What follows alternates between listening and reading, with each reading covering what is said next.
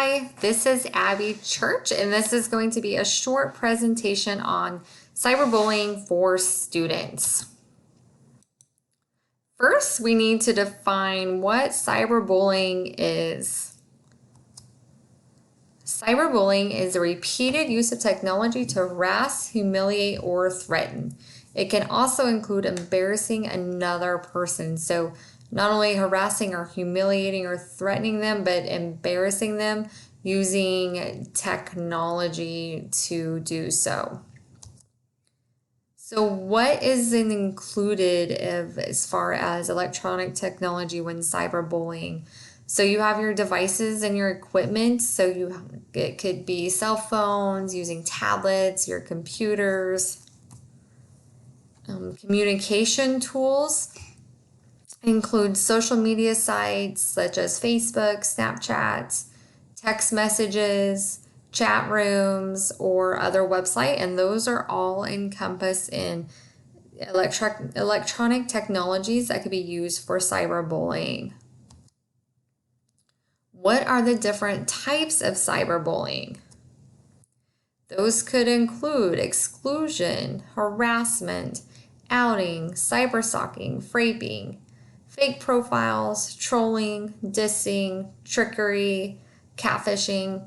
Any of those can be used in the different types of cyberbullying. The following have some interesting facts on cyberbullying, and these would include all preteens and teens is where the data comes from. So the most common type of online bullying is mean comments. So that means that the most used type of cyberbullying is people saying mean things about others. 61% of teens reported to be bullied say it was because of their appearance. So their outside appearance is why they were being bullied. 7 in 10 young people experience cyberbullying before they hit the age of 18. So 70% of our preteens and teens before they hit the age of 18 have experienced some type of cyberbullying. And anywhere from a third to half of our youth have been targeted by cyberbullies. And that again includes preteens and teens. So cyberbullying on social media. So these are statistics that students have said where they have been cyberbullied on as far as different social media sites. So 42% say on Instagram they've been cyberbullied, 37% say it occurred on Facebook, and 31% say it occurred on Snapchat. So what are some of the effects for students that have been cyberbullied? And these are the negative effects. So students that have been cyberbullied report that they've had depression, poor physical health, such as like eating disorders, lack of sleep, anxiety. Some have even resorted to committing suicide.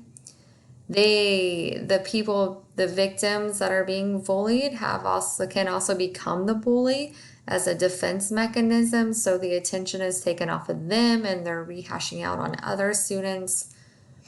Students that have been victims of cyberbullying are more likely to skip school so that they're avoiding the bullies at school, and that can reflect back into bad grades because they're not going to school.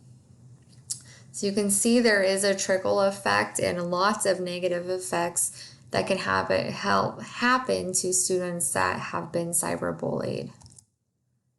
What can you do as students? What can you do to help stop, to be proactive, to help your friends and your peers? So stand up to cyberbullying, report it, collect the evidence, show what you've seen on screenshot of what you've seen on social media, or save emails or texts. If it's happening on an app like Facebook or other sites or a game, report it to that company. Talk to an adult that you trust to help you work through this and process through this. Demonstrate care to others. Show that you care. Stand up to the bullies. Have empathy. Work together to stop it with your other students and peers. Tell the bully to stop, but don't encourage it. Don't act like the bullies. Stay safe. If it's an unsafe environment where a bully is at, then stay away, but don't give up. Keep going up against these bullies and helping your peers and students get through it as well. So don't be a bystander. Stand up to cyberbullying. Speak up, stand up, and stay away from cyberbullies. Whatever it takes to help your peers or yourself get through the process of being a victim of cyberbullying. If you have further questions on cyberbullying, please ask a teacher or your administrator or your parents to help you process through this.